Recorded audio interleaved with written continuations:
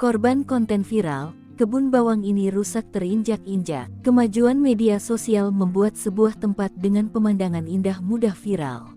Kondisi ini juga terjadi di kebun bawang merah Bantaeng, Sulawesi Selatan. Sempat viral lantaran memiliki hamparan hijau tanaman bawang, Bantaeng kini mulai rusak terinjak-injak pengunjung. Kondisi terbaru Bantaeng yang mengkhawatirkan dibagikan oleh akun TikTok Rahman _.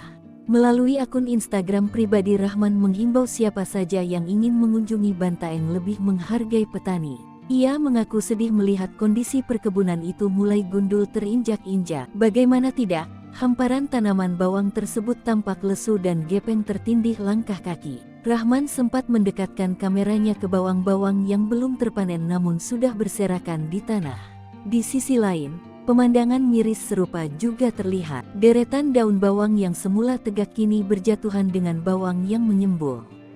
Kondisi ini membuat Bantaeng yang semula asri berubah drastis. Sebelum terjadi kerusakan, Bantaeng memang memiliki pemandangan yang menyejukkan. Terlebih jika kabut turun, pemandangan semakin memanjakan mata.